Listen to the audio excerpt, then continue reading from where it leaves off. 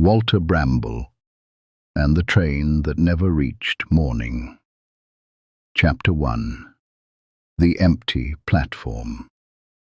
Walter Bramble had always believed that railway stations possessed a particular kind of silence. Not the silence of an empty room, nor the hush of a library after closing time, but something altogether different. A railway station seemed to hold its breath between departures, as though it remembered every traveller who had ever passed through, every farewell, every joyful reunion, every hopeful beginning. It was one of those warm summer evenings when the air had finally begun to cool after a long, bright day. The clock above Hawthorne Library chimed 8 times as Walter locked the heavy oak door behind him. Mrs. Finch had already gone home, carrying a basket filled with books she insisted she would return within the week, though Walter privately suspected they would remain on her kitchen table for at least a fortnight. He smiled to himself. There was no particular hurry to get home. The village seemed especially peaceful that evening. Window boxes overflowed with lavender and geraniums. Swifts swooped through the fading blue sky. And somewhere nearby, someone was quietly watering roses with a green metal watering can. Walter decided to take the long way home. It had become something of a habit since retiring. When one no longer answered to clocks and timetables, an evening walk could wander wherever curiosity happened to lead. He crossed the village green, where children had only recently packed away their cricket bats, and continued down a narrow lane lined with old chestnut trees. A gentle breeze carried the scent of honeysuckle. The world felt comfortably slow. Halfway down the lane, Walter noticed something unusual. Pinned neatly to an old wooden signpost was a small cream-colored ticket. It looked surprisingly new. Curious, Walter stepped closer. Written in elegant dark blue lettering were the words, "One journey only. Valid tonight, no destination, no departure time, no railway company, just those 4 curious words." Walter turned the ticket over. The back was blank except for a tiny silver emblem of a crescent moon. "Well," he murmured with a smile, "that's certainly unusual." He looked around. There wasn't another soul in sight. Perhaps someone had dropped it. Perhaps it belonged to a village fete. Or perhaps... Walter chuckled softly. Libraries had taught him that not everything needed explaining immediately.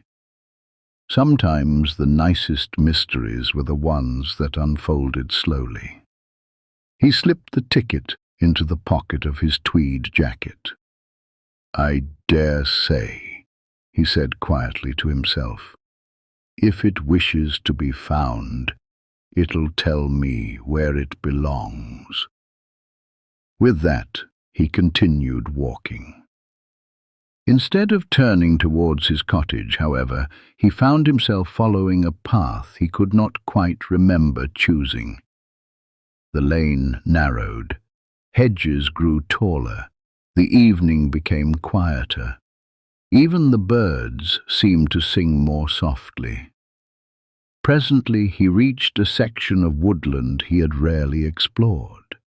A single footpath curved gently between ancient oak trees whose branches stretched high overhead like the arches of an old cathedral. Sunlight filtered through thousands of leaves, painting the path with moving patches of gold. Walter walked without haste. Every few yards, something caught his attention. a squirrel balancing expertly along a moss-covered branch, a robin hopping boldly across the path, tiny blue butterflies drifting lazily above wildflowers. The deeper he wandered, the more peaceful everything became. Then he heard it, far away, very faintly. A steam whistle. Walter stopped. Surely not.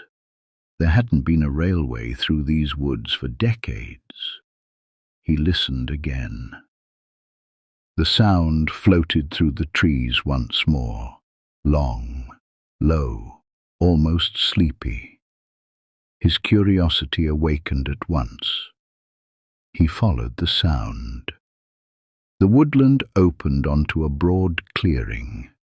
There, half hidden beneath ivy and silver birch trees, stood something Walter was certain did not appear on any village map. An old railway station. Its stone buildings were beautifully preserved. Flower baskets hung beneath wooden canopies. Gas lamps glowed with gentle amber light despite the lingering daylight. The station sign simply read, "Moon Platform." Walter blinked. He had lived in Hawthorne for many years. He had walked these woods countless times.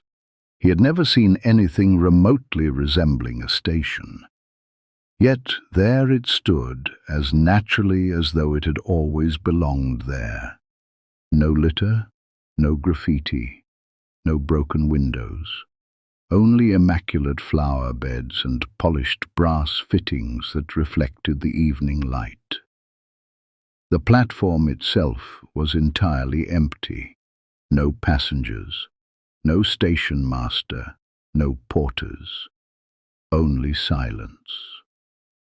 Walter walked slowly through the small entrance. The waiting room contained polished wooden benches, a crackling fireplace despite the mild weather, and shelves filled with neatly folded railway timetables. He picked one up. Every destination had the same curious note printed beside it. Departure, when ready. Walter smiled. What an extraordinary railway. A brass clock ticked gently above the fireplace. Its hands pointed to 11:30. Yet Walter was quite certain it was only a little after 8.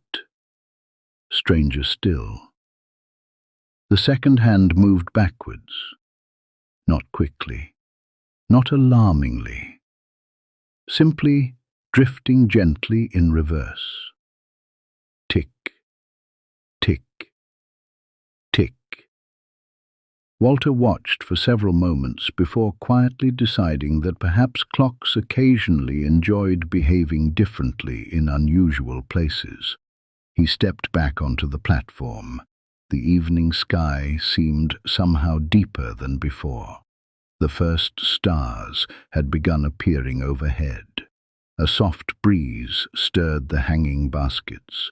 Then, from somewhere beyond the bend in the track, came another whistle. Closer this time. The rails began to hum ever so slightly beneath Walter's shoes. Far ahead, around the gentle curve, a warm golden light appeared. It was not bright. It did not rush. Instead, it approached with the calm confidence of something that had travelled this way for a very long time. The ticket in Walter's pocket became pleasantly warm.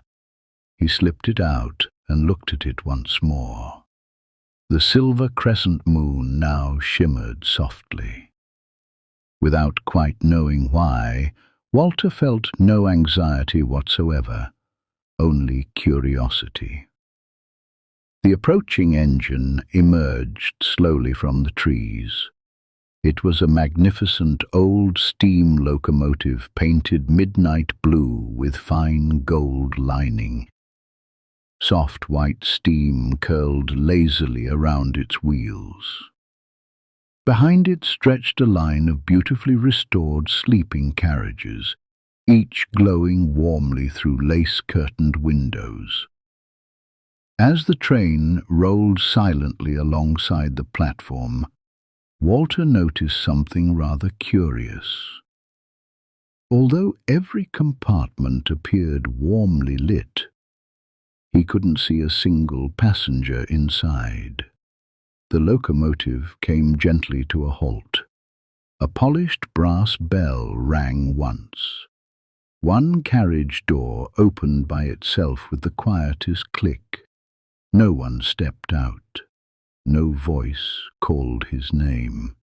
Only the warm lamplight spilling onto the empty platform seemed to offer a silent invitation. Walter adjusted his spectacles, smoothed the front of his jacket, looked once towards the woodland path by which he had arrived, then back at the waiting train. He smiled, the small, thoughtful smile that Mrs. Finch always recognized as the beginning of one of Walter Bramble's most unusual adventures.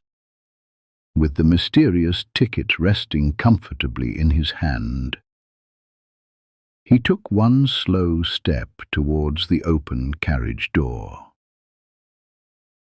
Chapter 2. Passengers of Quiet Dreams. The brass step was warm beneath Walter's polished brown shoes. As soon as he climbed aboard, the carriage door closed behind him with the gentlest click, so softly that it sounded less like a door shutting and more like the closing of a favorite old book. The carriage was unlike any railway carriage Walter had ever travelled in. The walls were lined with honey-coloured oak, polished until they reflected the glow of elegant brass lamps fixed at regular intervals along the corridor. Rich green carpet muffled every footstep, while lace curtains framed wide windows through which the moonlit countryside drifted by at an unhurried pace. There was no vibration, no rattling, no sudden sway of wheels. Although the train was clearly moving, it seemed to glide as smoothly as a cloud floating across the night sky. Walter removed his hat and held it in both hands. "Well," he whispered with a smile, "this is rather splendid." From somewhere farther along the train came the faint aroma of freshly baked bread, warm cinnamon, and a hint of lavender. It reminded Walter of village fetes from long ago. He followed the scent. As he walked, he noticed that every compartment door bore a small brass plaque. Each carried not a number, but a word: patience, kindness, wonder, hope, peace. Walter paused beside the compartment marked Wonder. The door stood slightly ajar. Inside sat a little girl, perhaps 8 years old, reading a large illustrated book by the light of a small table lamp. She looked up as Walter passed. "Good evening," she said politely. "Good evening," Walter replied. "I hope I'm not disturbing you." "Oh, no," she smiled. "Everyone talks quietly on this train." Walter noticed that her book had no title on the cover. In fact, none of its pages appeared to contain any words at all, only delicate watercolor paintings of forests, rivers, and tiny villages. "It's a lovely book," Walter observed. "It writes itself," the little girl replied. "It always knows the story I need before I do." Walter nodded thoughtfully. "I've known 1 or 2 books like that." She smiled again before returning happily to her reading. Walter continued down the corridor. The next compartment held an elderly gentleman knitting an extraordinarily long blue scarf. Not hurriedly, not carefully, simply peacefully. The scarf spilled across the seat opposite, out into the corridor, and disappeared around the corner. "Good evening," Walter said. The gentleman looked up over tiny round spectacles. "Ah." His voice was wonderfully calm. "Another traveller." "I believe so." "First journey?" Walter nodded. "It usually is." Walter considered asking what that meant. Instead he asked, "What exactly are you knitting?" The old gentleman smiled. "Winter skies." Walter looked at the deep blue wool. "I see. You probably don't." "No, but you will." He returned contentedly to his knitting. Walter smiled to himself. Some questions, he thought, were happier unanswered. Further along the carriage he found the source of the delicious smell. A dining carriage. Soft piano music drifted gently through the air. Not from a gramophone, nor from a pianist. The music simply seemed to exist, as naturally as the warm light from the lamps. Small tables were laid with crisp white cloths. Fresh flowers stood in tiny glass vases. A silver teapot steamed quietly upon one table. Behind the polished counter stood a cheerful lady wearing an old-fashioned railway uniform. "Good evening, Mr. Bramble." Walter blinked. "You know my name? We've been expecting you. I don't believe we've met." "Not yet." She smiled kindly. "But we always know who'll be joining us." She poured tea into a delicate china cup decorated with tiny golden stars. "I didn't order." "No one ever does." She placed beside it 2 warm scones, fresh butter, and a little pot of blackberry jam. Walter thanked her and sat by the window. Outside, the countryside drifted gently past. Rolling hills glowed beneath silver moonlight. Small cottages appeared here and there, each with warm yellow windows. Tiny rivers shimmered quietly among meadows filled with wildflowers that somehow remained visible even in darkness. Everything looked wonderfully peaceful. Yet something slowly occurred to Walter. They had been travelling for quite some time. Surely they should have passed another station, another village, a road, anything familiar. Instead, the scenery seemed endlessly beautiful, changing almost imperceptibly, without ever quite repeating itself. The waitress returned carrying another teapot. "May I ask you something?" "Of course." "Where exactly are we going?" She smiled in exactly the same gentle way Mrs. Finch smiled whenever a child asked whether stories were real. "Forward." "I gathered that." "And peacefully." Walter chuckled. "I was hoping for something slightly more geographical." "The destination matters rather less than the journey." "That sounds suspiciously wise." "It usually does." She topped up his tea. Walter realized he wasn't in the least disappointed by the answer. It somehow seemed perfectly suitable for this remarkable railway. After finishing his tea, he wandered towards the observation carriage at the very rear of the train. Its curved glass windows offered an uninterrupted view of the landscape behind. The sight made him stop in astonishment. The railway line disappeared into a sea of glowing mist, not ordinary mist. This shimmered with tiny lights, like thousands of distant stars floating just above the ground. The tracks simply faded into brightness. There was no beginning, no end, only quiet silver light stretching far beyond the horizon. Walter rested comfortably in a leather armchair. The train rolled onwards.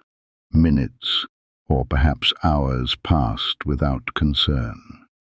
Eventually he noticed another passenger seated opposite. She was an elderly lady with silver hair tucked beneath a neat felt hat. She was carefully folding paper into tiny birds. Finished birds fluttered gently away before settling on the window ledge, where they became real birds for a few moments before flying peacefully into the night. Walter watched without surprise. The journey had reached that pleasant stage where extraordinary things no longer seemed extraordinary. "They're beautiful," he said. "They carry happy thoughts." "To whom?" "To anyone who needs one." Walter nodded. "That seems a worthwhile occupation." She smiled warmly. "It keeps me pleasantly busy." For a while, neither of them spoke. The silence felt companionable rather than empty. At length, Walter glanced towards his watch. He frowned. It still read exactly 11:30. Impossible. He looked through the window. The moon remained high above the train. The stars had not shifted. The night was exactly as it had been when he boarded. He walked back into the corridor. Every clock he passed showed the same time, 11:30. Always 11:30. Never a minute more, never a minute less. Walter stopped beside the window. The train continued steadily onwards through the endless moonlit countryside. Not racing, not slowing. Simply travelling. As though it had all the time in the world. Or perhaps no time at all. A soft voice behind him said quietly, "You're wondering why morning never comes." Walter turned. Standing in the corridor was the conductor. His navy blue uniform was immaculate. His silver pocket watch gleamed softly beneath the carriage lamps. His friendly eyes suggested he had been welcoming travellers for a great many years. Walter smiled. "I must confess, I thought you might." The conductor gently held out his hand. "If you're ready, Mr. Bramble. It's time I showed you why this railway keeps the longest night in the world." Chapter 3. Sunrise at Hawthorne Library. The conductor smiled in the quiet, reassuring way that seemed common to everyone Walter had met aboard the remarkable train. "If you're ready, Mr. Bramble," he said, "there is one final place I think you should see." Walter adjusted his spectacles. "I have a feeling," he replied, "that this railway has very little in common with the ones in Bradshaw's Guide." The conductor gave a gentle laugh. "No, Mr. Bramble, we stopped following those timetables a very long time ago." Together they walked towards the very front of the train. The corridor seemed somehow longer than Walter remembered. Lamps glowed softly above polished oak panelling, and every few yards another compartment drifted quietly past. The passengers were exactly as before. The little girl was still reading her ever-changing book. The elderly gentleman was still knitting his endless blue scarf. The lady was still folding paper birds that fluttered away into the moonlit sky. Nobody appeared hurried. Nobody appeared tired. Everyone seemed perfectly content simply to continue the journey. Walter realized he had not once heard anyone ask, "Are we nearly there?" It struck him that perhaps happiness often arrived when people stopped worrying about arriving at all. At the end of the carriage, the conductor opened a narrow, polished door. Beyond it lay the observation platform immediately behind the steam locomotive. Warm air drifted across Walter's face. The great engine worked almost silently. Its enormous driving wheels turned without effort. White steam floated lazily upwards before dissolving amongst thousands of stars. Walter looked ahead. The railway stretched into the most extraordinary landscape he had ever seen.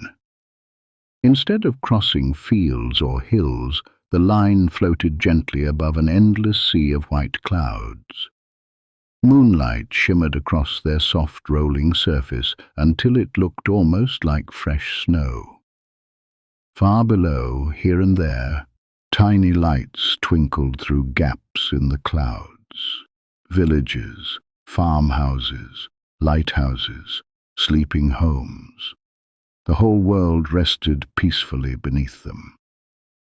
"It's beautiful," Walter whispered.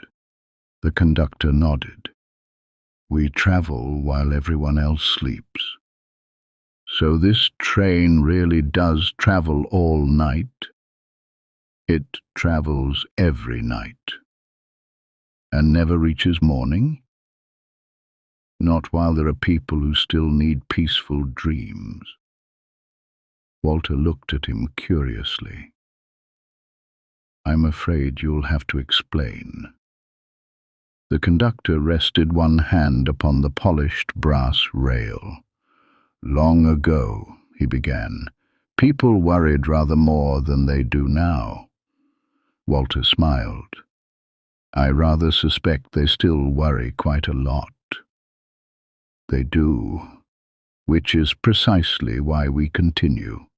He pointed towards the sleeping carriages. "Some passengers come because they miss someone." Walter saw the elderly lady smiling as another paper bird disappeared into the night. "Some arrive because life has become rather noisy." He glanced towards the compartment marked "Peace." "Others simply need one uninterrupted night's rest before returning to the world." Walter listened quietly. "And when morning comes, they wake at home believing they have enjoyed the best night's sleep of their lives." Walter thought about that. So, they never remember. They remember enough. What do they remember? A feeling. A feeling that the world somehow seems lighter. Walter smiled.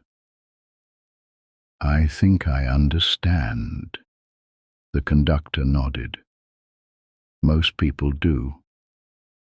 The train continued onwards across the clouds. Presently they approached what appeared to be another station. Unlike Moon Platform, this one had no buildings.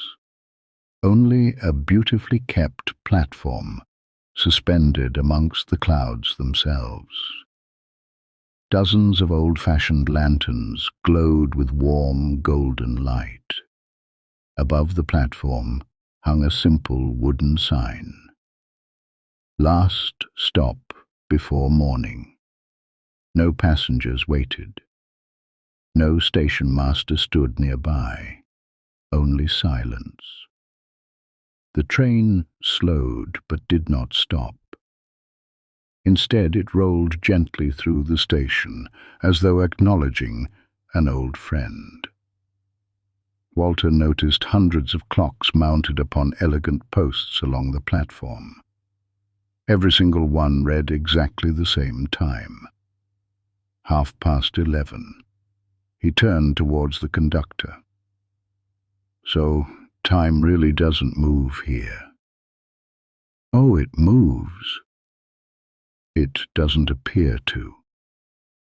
That's because this railway isn't keeping time. What is it keeping? The conductor smiled. Stillness.